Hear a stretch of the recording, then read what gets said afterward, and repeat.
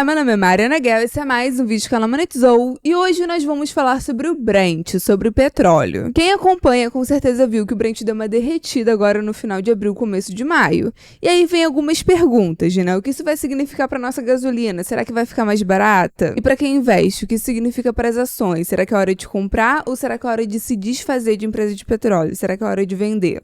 Eu vou falar sobre tudo isso hoje, então sim, fica até o final que hoje o vídeo tá bom.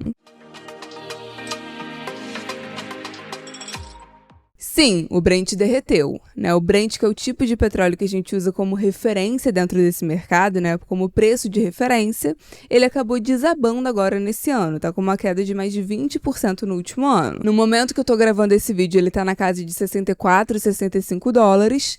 Tava pior, né? Ele tinha chegado de 59 dólares no final de abril, começo de maio. Agora já deu uma recuperada. Deu uma subida com as últimas notícias que a gente teve essa semana, né? Da melhora das expectativas com a economia mundial.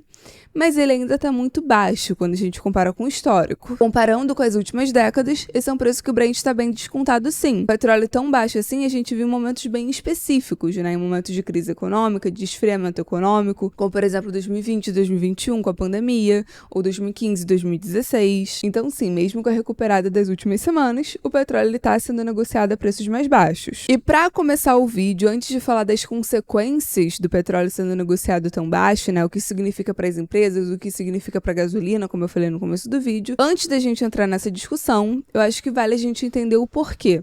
Por que o Brent se descontou tanto? Por que o petróleo caiu tanto? Bem, o preço de petróleo, ele funciona em tese como qualquer outra commodity. Ele vai variar considerando as forças de oferta e demanda. Só que a oferta e demanda de petróleo tem algumas particularidades que têm que ser comentadas. Primeiro, não é segredo para ninguém que a oferta está concentrada em alguns países, né? A gente tem um cartel, a gente tem o OPEP, que vira e mexe, vez ou outra, acabam se mobilizando para travar a produção e tentar segurar o preço. Então, assim, não chega a ser um monopólio, né? Obviamente, quando a gente fala de commodity, você não consegue simplesmente dar esse preço, você não consegue controlar o preço de algo tão volátil, principalmente como o petróleo. Não é tão simples assim, essas forças não são facilmente controladas, né? Tem várias questões de mercado que acabam impactando no preço, mas também tem essas questões geopolíticas que podem afetar a produção. Então a gente também tem que acompanhar. E além da oferta, é muito interessante, muito importante a gente acompanhar o que está acontecendo com a demanda. Hoje, quando a gente fala de petróleo, a gente está falando da força matriz da nossa economia, né? Vai ser utilizado para energia, vai ser utilizado para combustível, vai ser usado como matéria-prima para vários outros produtos. A nossa economia mundial, ela não funciona sem petróleo. Então, a demanda por petróleo, ela geralmente está muito relacionada com o nível de aquecimento econômico. Se a economia está aquecida, está demandando muito, está produzindo muito, então as empresas, indústrias demandam mais petróleo. Agora, se a economia esfria, a produção diminui, o comércio fica mais difícil e as expectativas são de pior, ou seja, as empresas ficam com medo, começam a ver uma possível recessão e ficam com medo de investir, com medo de produzir. Se isso acontece, então a demanda por petróleo ela tende a cair, né? Ela pode recuar. E o que a gente está vendo agora? A produção por petróleo, ela continua forte, né? A gente ainda tem países produzindo muito, por exemplo, Estados Unidos, Rússia. A OPEP não cortou produção, né? Tinha essa expectativa de um possível corte da produção da OPEP. Isso não aconteceu, então assim, a oferta continua relativamente forte. E ao mesmo tempo, olhando para a demanda, a gente está justamente num momento de receio. No momento de instabilidade, de aversão ao risco, de medo nos mercados globais. Já faz algum tempo que o mercado está receoso com os dois motores que movem o mundo, né? Estados Unidos e China.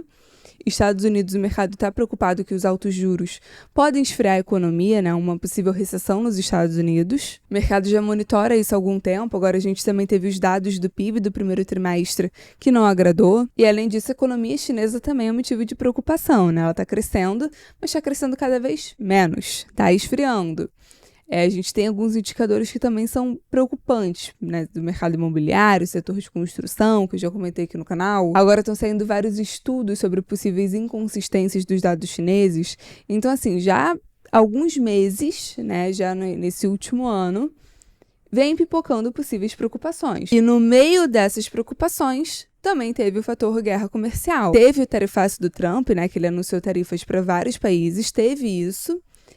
Teve em particular a questão dos Estados Unidos e China, né, com o anúncio de tarifas absurdas para os dois países, a guerra comercial escalando, teve tudo isso que vocês acompanharam aqui no meu canal. E aconteceu o que sempre acontece, né? O mercado fica confuso, tenta precificar tudo o mais rápido possível, já começam a falar de recessão, já começam a falar de colapso da economia mundial, não se tinha uma noção clara de quanto seria, de até quando duraria, então tentam precificar o pior cenário o mais rápido que dá. Com tudo isso, Brent derreteu para $60. Né, abaixo de 60, inclusive, tinha chegado a 59. E quando eu falo mercado, eu não tô falando só de agente financeiro, tô falando de indústrias, empresas que viram essa movimentação, ficam receosas e decidem esperar. Se eu sou uma empresa que produz na China e vende muito pro mercado americano, eu tô vendo que agora a minha operação vai se tornar inviável.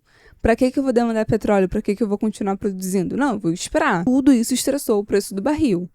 Tanto que foi só sair essa notícia agora, né, de uma pausa, de uma negociação entre Estados Unidos e China para pausar essas tarifas em 90 dias, que o mercado ele já reagiu melhor, né? A bolsa americana já voltou para o mesmo patamar que estava antes do tarifaço. Coisas de mercado financeiro, todo mundo precifica o fim do mundo, depois o fim do mundo não acontece, volta para o mesmo patamar que estava antes. E é isso, mais um grande exemplo do mercado tirando o dinheiro dos impacientes e passando para os pacientes, como sempre. Mas aí chegando no ponto que eu queria falar aqui no vídeo. O Brent de fato já deu uma corrigida, ele não tá na mínima, infelizmente não consegui gravar o vídeo a tempo enquanto ele ainda estava na mínima. Tem questão do time aqui do YouTube também. Mas como eu falei, ele ainda está muito descontado. Comparado com o histórico dele, um Brent $60 e $65 é um preço bem conservador, assim, se você vai falar de modelo, se você vai falar de precificação de empresa. Não é normal o Brent estar tão baixo, né? Ele ainda está sendo muito impactado com essa questão do medo econômico e da instabilidade. Só que, como eu falei, no mercado financeiro, justamente esses momentos de instabilidade e medo, no longo prazo eles tendem a se provar como bons momentos de oportunidade. Quem tem caixa e paciência costuma se dar muito bem. Se você achar que faz sentido para você, se você acha que daqui a pouco a atividade econômica vai retomar, isso pode impactar o preço do petróleo positivamente, existem formas de você se expor a essa tese. Uma, obviamente, é se expondo ao preço do Brent, né, se expondo a contratos futuros de Brent. Eu pessoalmente não gosto desse tipo de investimento, né, já comentei sobre isso aqui no canal. Esse é o tipo de exposição que no fim do dia acaba sendo uma aposta, você tá apostando o preço de uma commodity, né, você não tá aproveitando esses momentos de boa oportunidade para de fato se expor a negócios, se expor a companhias, se expor a bons ativos, a bons preços, para depois você colher lá na frente retorno real. Não é isso que você tá fazendo, não é isso. Quando você opera preço de Brent, você tá falando de especulação. É outra coisa. Então, pensando inclusive nessa questão de custo de oportunidade, eu não curto, eu não faço assim, eu prefiro investir em empresas. E além disso, Brent pelo Brent é um tipo de investimento bem volátil. Então, se você não tem conhecimento, você não deveria fazer, minha opinião. Outra forma de investir, obviamente, via ETFs e fundos. Né? A gente chegou no nível de financiarização da nossa economia que existe um ETF para tudo, a verdade é essa. Hoje tem vários tipos de ETFs para te expor a esse mercado de petróleo, e aí você só teria que fazer uma análise do fundamento de cada um, que você acha que faz mais sentido. Existem ETFs mais voltados para a questão da exposição ao preço do Brent, ao preço da commodity, como por exemplo o ETF BNO, enquanto tem ETFs que vão ser mais voltados para a questão de acompanhar empresas, se expor a empresas, se expor ao crescimento do setor, como por exemplo o ETF XOP, que vai investir em ações de empresas, então uma exposição não tão direta ao preço do Brent. Então, assim, é uma solução, uma forma de investir, né? Os ETFs, eles surgiram muito com essa proposta de democratizar o mercado de capitais, né? Facilitar o acesso aos investimentos, facilitar o acesso a você conseguir investir em renda variável. Se você não conhece direito do setor, não conhece as companhias, é uma forma fácil de se expor, a verdade é essa. Mas eu também não faço, né? Eu também não gosto, porque eu prefiro investir em empresas. Querendo ou não, você ir pelo caminho fácil também tem contras. Você paga taxa. Os ETFs funcionariam como uma espécie de fundo. Você tem que pagar pela gestão daqueles ativos,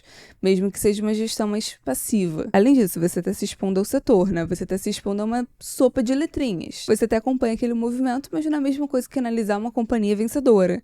Se tornar sócio de uma companhia vencedora. Você tem esse custo de oportunidade também. Obviamente que se você não tem tempo para fazer isso, você não conhece o setor, o ETF ele é uma solução. Mas se você conhece o mercado, a gente chega na terceira forma de investir, que é de fato comprando ações de empresas relacionadas ao mercado de petróleo, que honestamente opção não falta. O mercado de petróleo é um mercado extremamente lucrativo e que tem empresas gigantescas ao redor do mundo. A gente tem gigantes internacionais como a Shell, BP, enfim, várias outras que eu vou colocar aqui no vídeo, não vou comentar sobre todas. E a gente também tem empresas nacionais, se vocês quiserem investir de fato numa empresa brasileira. Por exemplo, a Petrobras, né, que é uma gigante, é aqui no Brasil, maior do Brasil, mas tem riscos muito específicos. Daí tem a questão de ser uma empresa estatal, tem a questão do risco político, que na minha opinião não compensa, não é um tipo de risco que eu gosto, não é um tipo de risco que eu me sinto confortável me expondo. O risco político da Petrobras é tamanho que na época que ela era um monopólio aqui no Brasil, conseguiram dar prejuízo, conseguiram fazer com que ela tivesse prejuízo. A gente tinha um monopólio de petróleo num dos maiores países do mundo e estava queimando caixa para conseguir produzir, isso é uma coisa inacreditável. Então tem esse risco que na minha opinião fala muito alto, mas aí você faz a análise que você quiser. E além disso, aqui no Brasil a gente também tem empresas independentes de petróleo, como por exemplo a Prio e a Brava. E aí obviamente são empresas de um porte muito diferente, né? Empresas bem menores versus Petrobras, mas aí que vão ter outro escopo de negócio, né? Outro modelo de negócio. Todas as empresas que eu comentei aqui, elas caíram em abril, né? No final de abril, começo de maio. Todas elas acabaram acompanhando o preço do Brent. Por quê? Porque o mercado é emocionado. Eles olham o Brent a 60, 65 dólares e já colocam como se isso fosse longo prazo, como se não fosse mudar. Agora é assim, agora o Brent nunca mais vai recuperar. Então Petrobras vai ser o preço com Brent 60. Prio vai ser o preço com Brent 60. Não é assim que a banda toca. O Brent não vai ficar 60 para sempre. Ele vai recuperar, é normal. A gente está falando de uma commodity que depende de momento econômico, que está muito relacionada ao grau da nossa economia, né, quanto a economia está aquecida, não vai durar para sempre. Então essas distorções, né, quando acontecem esses descontos bizarros no mercado, às vezes faz sentido olhar com carinho. E aí tem umas coisas que são engraçadas. Porque assim, eu tô fazendo um vídeo falando que o Brent caiu 20% no último ano. Expliquei aqui por que isso aconteceu, né, questão de oferta, questão de demanda, expliquei tudo isso. Mostrei como isso impactou as empresas, né? As ações caíram, as pessoas que são acionistas de empresas de petróleo esse ano provavelmente não ficaram tão felizes, né? Sentiram mais no bolso. Na minha opinião, isso é um sinal de bom momento de compra. Lembro que em 2023 estava todo mundo falando sobre como investir em petróleo era muito bom, que era máquina de dar dinheiro. Agora o discurso já mudou. Percebam isso. Mas além de tudo isso, outra coisa que acho legal de falar aqui no vídeo é que como brasileiro a gente sofre sempre, é uma coisa inacreditável, né? Porque além da questão do mercado internacional, além da questão dos investidores, dos sócios, acionistas, que estão sentindo o preço agora das ações no bolso, além de tudo isso, você deveria pensar que pelo menos como consumidor, você teria uma vantagem, né? O Brent está caindo, caiu 20% nesse último ano, então pelo menos a gasolina vai ficar mais barata, pelo menos eu vou gastar menos como consumidor, pelo menos eu vou conseguir encher o tanque do carro.